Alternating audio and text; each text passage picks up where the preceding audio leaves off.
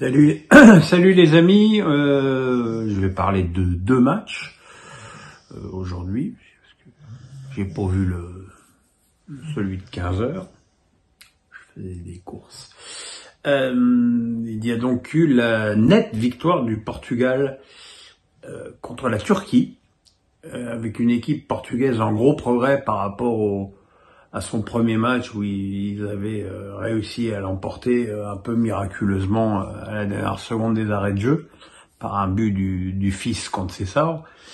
Et déjà l'équipe était replacée avec 4 défenseurs, avec Nuno Mendes dans une position plus habituelle pour lui, et ça s'est senti avec évidemment une mainmise des Portugais sur le ballon, ce qui est un peu normal quand on aligne conjointement Bruno Fernandes, Vitinha et Bernardo Silva. Sauf que là, autant ces trois-là avaient beaucoup joué à la baballe lors du premier match, autant là, il y avait plus de profondeur, même si Leao a toujours été aussi décevant dans ce match que dans le premier, recevant encore un carton jaune pour simulation, le deuxième en 2 matchs, ce qui ferait qu'il sera suspendu pour le troisième.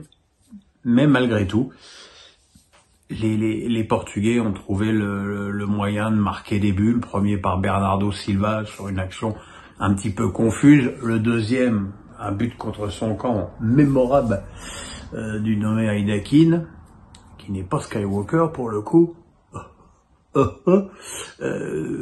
Qui a marqué pratiquement un but contre son camp tout seul, sans menace, sans rien. Enfin, un but assez invraisemblable. En deuxième période, les Turcs ont essayé d'attaquer plus avec la rentrée d'Yazice, la rentrée malheureusement tardive parce qu'il était un petit peu blessé d'Arda Güler. Mais voilà, le Portugal était beaucoup trop fort et Ronaldo a offert un but très facile à Fernandes qui a marqué le troisième but portugais, ce qui fait que le Portugal avec 6 points peut déjà se concentrer sur les huitièmes de finale et faire joyeusement tourner pour son troisième match. Ce ne sera pas le cas des Belges qui avaient été, on vous le rappelle, battus à la surprise générale par la Slovaquie en match d'ouverture, et qui ont très bien réagi face à une équipe roumaine qui elle aussi avait gagné son premier match, 3-0 contre l'Ukraine, et qui a charmant vendu sa peau. J'ai bien aimé cette équipe roumaine qui se cache pas, qui bétonne pas, qui essaye de jouer au foot. C'est une équipe qui fait plaisir. Et face à ce contexte, les Belges ont montré beaucoup plus d'engagement physique et beaucoup plus de verticalité que dans le premier match. Je pense que la présence de Youri Tielemans au coup d'envoi a beaucoup aidé, parce que malgré tout, il soulage De Bruyne, il permet aux joueurs de Manchester City d'être plus haut sur le terrain, donc d'être plus dangereux. Et je pense que c'est une association vraiment gagnante.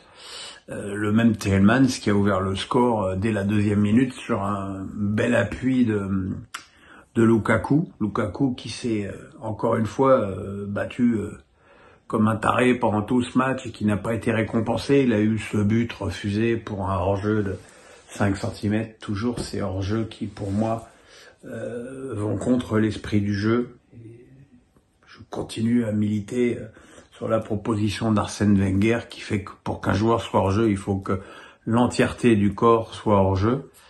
Ça changerait, on verrait plus de buts et c'est ce que tout le monde demande, plutôt que de dire bah oui, hors-jeu de 5 cm, c'est le règlement. C'est le règlement. Combien d'atrocités ont été commises dans ce monde avec le fameux terme, c'est le règlement. Fin de la parenthèse. Finalement, les Belges ont réussi enfin à se mettre à l'abri sur un but de Bruyne à la suite d'un dégagement du gardien et une grosse erreur de la défense roumaine.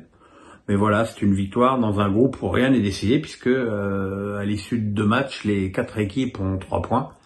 Donc là, il sera pas question de tourner pour le dernier match contre l'Ukraine, qui ne sera pas un match facile, même si je pense quand même que là, les Belges ont emmagasiné de la confiance sur ce match. Voilà, Demain, pas de vidéo, un peu de repos pour Pierrot, d'autant plus que le festival de la musique de film de La Baule commence demain et que je vais peut-être aller voir 1 ou 2 films. En revanche, lundi, le retour tant attendu par mes fans, cette armée de fans qui m'entoure, de Face à Pierrot. Voilà, le pouce, on s'abonne, bye bye.